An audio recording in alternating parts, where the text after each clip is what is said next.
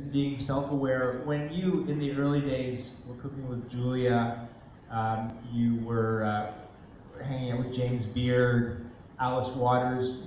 Did it feel like you were in the center of a movement, or were you just all hanging out doing your thing in the rearview mirror? It seems no, it was another world. As I said in there when I started working for Howard Johnson, it was all African American in the kitchen. That's the only American chef I knew. All the chefs that I knew in the 60s in New York, the big hotel restaurants were French, Italian, Spanish, German, Austrian, no American. There was no white American chef until the CIA, Culinary Institute of America, Johnson & Well, started creating, and now, I mean, like Thomas Keller, Tom Colicchio, we have extraordinary chefs in America, but not at that time, they didn't exist. It was another world. And that was part of the fun for me, for us, in working on the film, is that we in some degrees, in retrospect, you can see Jacques' life to some degree in parallel with the development of an appreciation of not just the profession of the chef, but the whole world of cooking in the United States. And without saying this caused, you know, A to cause B to cause C, you can see a world changing in the midst of your career.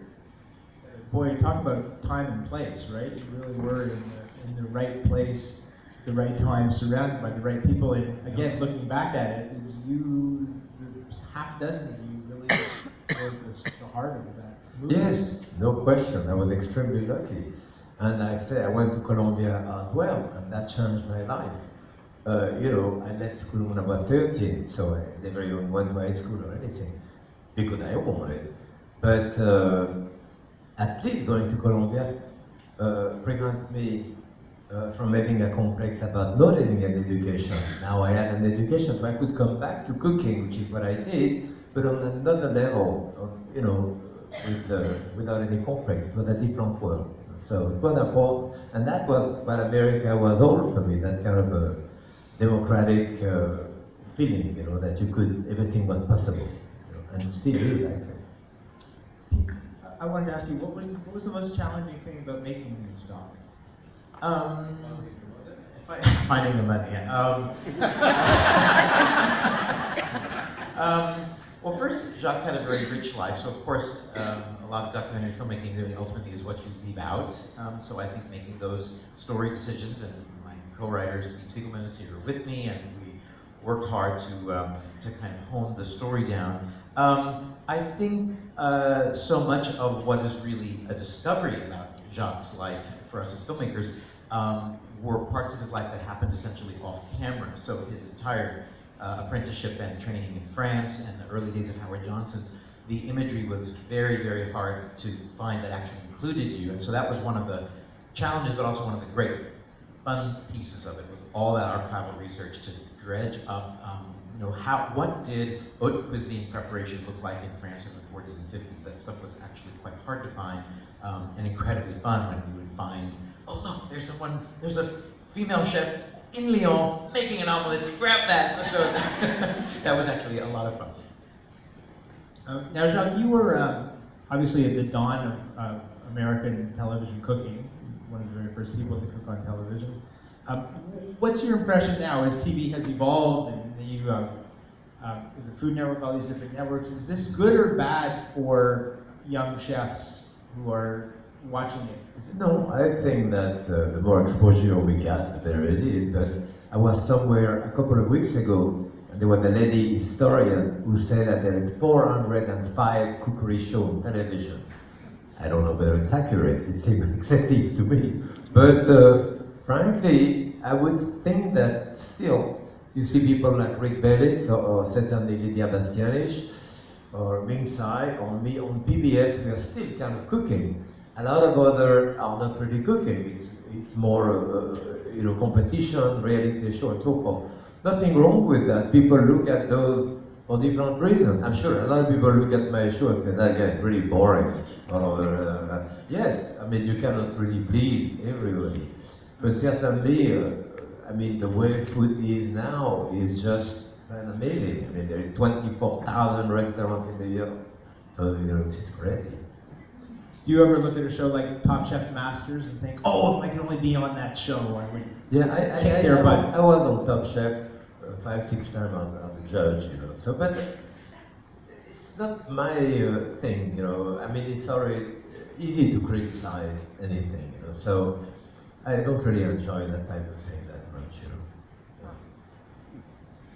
I was just going to say, I met Jacques in 1989. I was much younger then than now, a young television producer in San Francisco, and we ended up working on all of those early shows together for 11 years. And for me, it was just very exciting to be able to present the actual preparation of the food and just let Jacques actually cook on camera. And now those shows do seem, while extremely valuable as education and instruction, and thank goodness there's still some out there on the air, they do seem quite dated. They seem almost quaint. It's like, oh look, he's actually going to tell us how much, you know, cream goes into this particular recipe. Although now I'm just glad they're almost as classic instruction. What was it like working on the set with Julia Child? I met Julia in 1960, you know, like 6 months, 8 months after I was here. And I was introduced to her actually by my surrogate mother at the time, a lady by the name of Helen McCulley, who was from Nova Scotia. And she was the food editor of McCall House Beautiful, and I met her through Craig. Craig Lebon started at the New York Times. He came to do an article on the New York Times. He introduced me, you know, Helen, way before I was married, she kind of, like say, became my surrogate mother. So do this, don't do that, this, that, do. And so one time she said, I want to show you that manuscript. I just got a manuscript of a book. So I went there and she showed me that manuscript, French cooking. I said, see, this is pretty good. She said, well, it's a woman who wrote it and she lived in Pasadena. She's coming to New York next week. You want to cook for her? I said, yeah, absolutely. She said, you know, she's a tall woman with a terrible voice. And that was Julia, of course. And I think we spoke French more than English the first time I met her, because her French was better certainly than my English. So we became very friends. At that time, 1960, Julia had never done a television show, of course. She had never done a book. She never was a food editor or food writer or a magazine, newspaper. So no one knew her at all. So she was totally unknown. So we became friends, and when we did those shows, I have been teaching at Boston University for 34 years now. She lived in Cambridge, so I used to go there, and then we started cooking together. And in fact, Peter did that, I forget when, 1984 or 5, we did something, 94, we did something called Cooking in Concert that we taped at BU. It was prior to the Food Channel Network. And it was very successful. We cooked together in front of like 300-400 people. She would come out with that thing, Jacques is going to do this. Anyway, so we did a second Cooking in Concert, and that was kind of the genesis for the show we did. So when we started doing the show, she said, what do you want to cook? Do a list. So I did a list of about 100 dishes for the whole series. She did the same thing, and I think 4 of my dishes made it. What people don't realize to start with that we had no recipe, you know. So when we finished shooting the show, I think it took either 2 years or 3 years before it came on the air, because they had to have a book with it, and the people at Knuff had to look at those shows at nauseam to extrapolate the recipe and call me and say, what did you put in there? Like, if I remember, are you kidding? 3 years before. So it was a different way of doing a book and doing a series. And also, like when we did Today's Gourmet at the beginning with, you know, together with Peter, the show is 30 minutes, like 29 minutes. So they say, well, you have to do it on time because it's expensive to edit and so forth. So I'll have 3-4 dishes to do, and there is a sign going by saying 15 minutes, 12 minutes, 9 minutes, 6 minutes, 3 minutes, a minute wrap up. So, you know, it's a bit stressing. So when I started doing the show with Claudine, I said, you know, I'm showing the kid how to cook, you know, so she's starting rolling a dough, and I see a sign going back 4 minutes. I push the kid over and so I said, we need to have some editing time. So they say, okay, fine, not too long. So we edit, fine.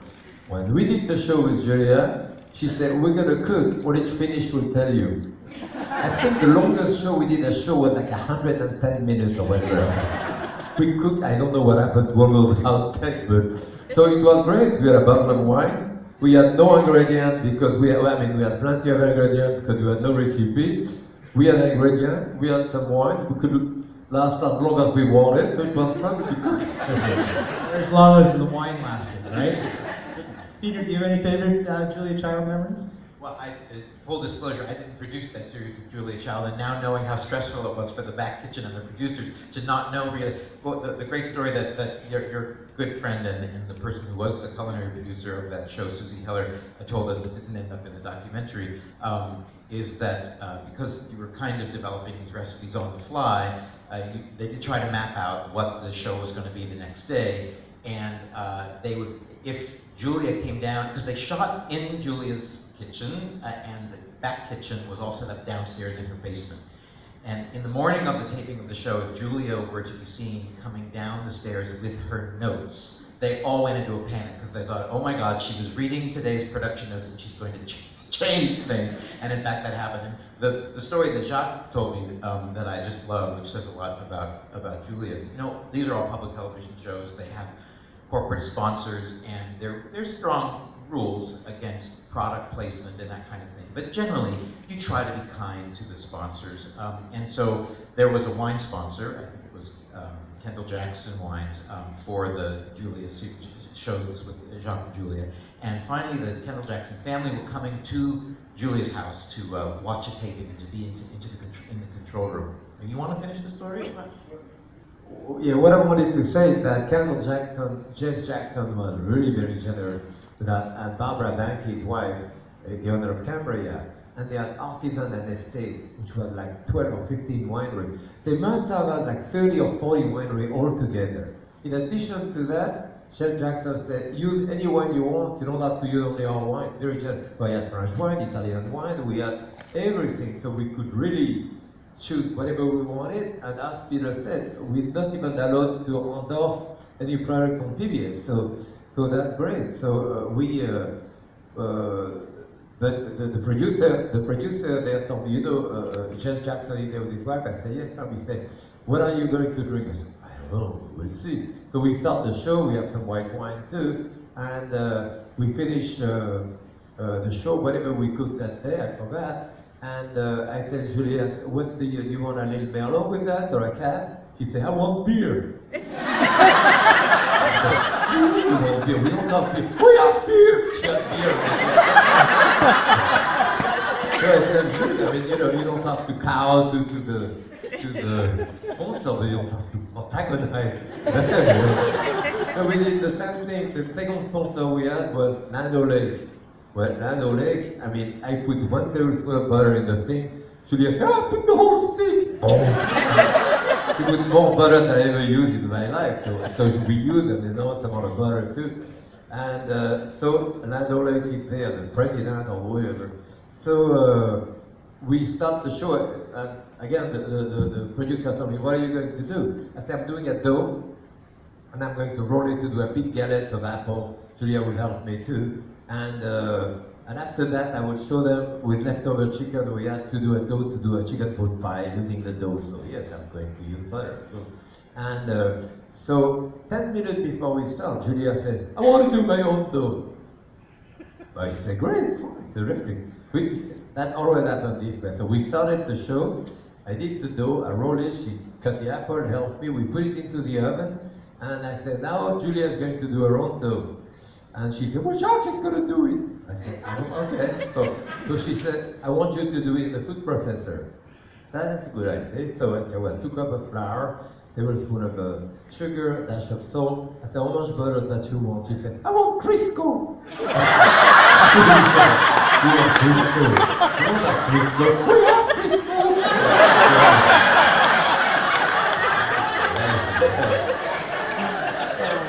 Yes.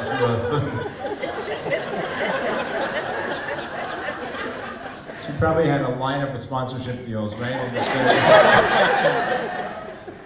So, I mean, see with anecdotes like this, it was very hard to keep this show to 54 minutes.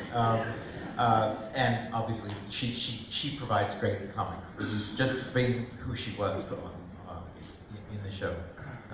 And that said, I mean, Jacques has always been fiercely independent as well, but very cooperative with regard to sponsors, because we produced 7, 8 series together, and it was never an issue for you. So I remember one year early on, before he was really a household name, we had one of the sponsors was a fig company, Figs and Raisins, California dried fruit, and they were very famous because they had rebranded prunes to become dried plums, and this really shot up their stock. But they, I don't know how many dessert recipes you had to do with dried figs, but it was it was really pretty tough.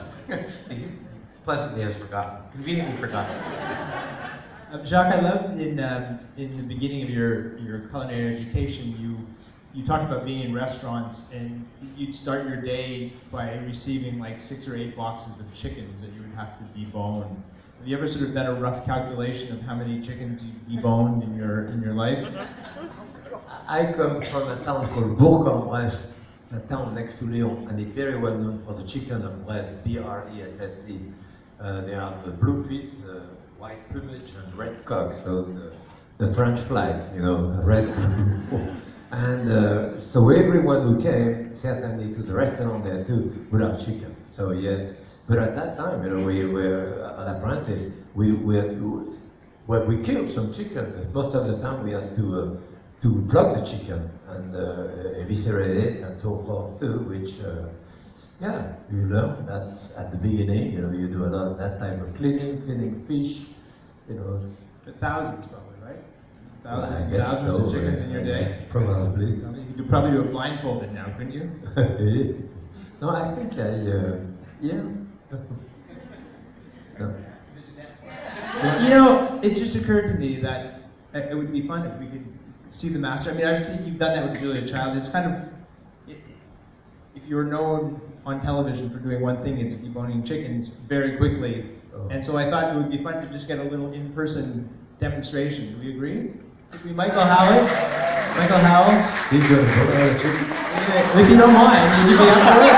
No, Oh boy. Now, having deboned thousands of chickens in your day, how long do you think it would take you to debone a chicken under pressure? I don't know. 5 minutes? 45 minutes? 5 minutes? Yeah. Less? Less? 3? Yeah. Or something like that, I hope, yes. So. 2? Well, it depends. I have to look at the chicken. Yeah, chicken. Or you do. Yeah.